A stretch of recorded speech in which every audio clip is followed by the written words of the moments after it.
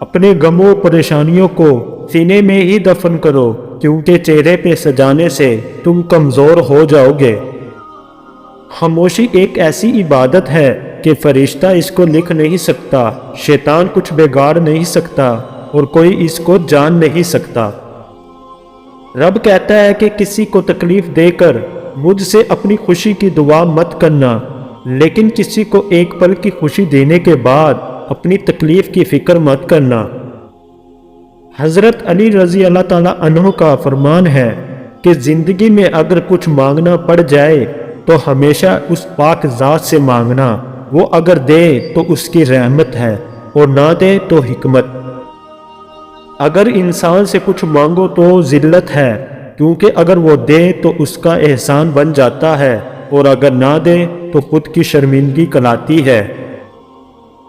دوسروں کی خوشیوں کا ذریعہ ضرور بنے، مگر اپنی خوشیاں جہاں تک ہو سکے راز ہی رکھیں، کیونکہ نظر برحق ہے اور یہ اونٹ کو ہانڈی اور انسان کو قبر میں پہنچا دیتی ہے۔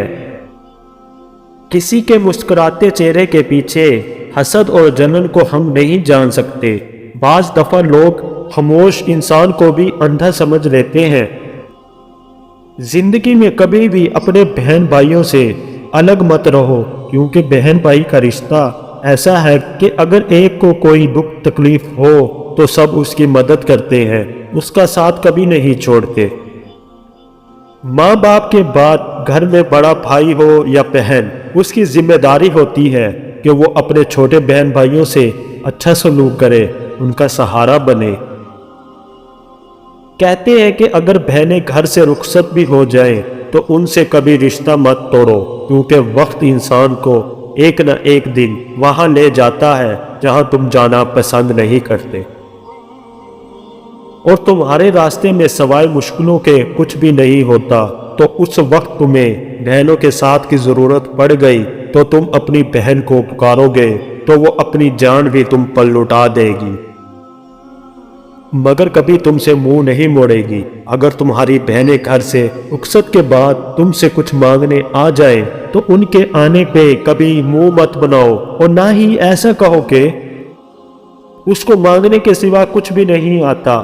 تو یہ اللہ کی مہربانی ہے کہ تمہاری بہن تمہارے دروازے پر آتی ہے تم سے مانگنے کے لیے۔ اگر خدا نے تمہیں اس کے دروازے پر کسی مشکل کی وجہ سے پہنچا دیا تو تمہیں کتنی شرمندگی ہوگی۔ اس لیے اللہ کا لاکھ لاکھ شکر ادا کرو کہ اس نے تمہیں کبھی کسی سے مانگنے کی نوبت تک نہیں پہنچایا۔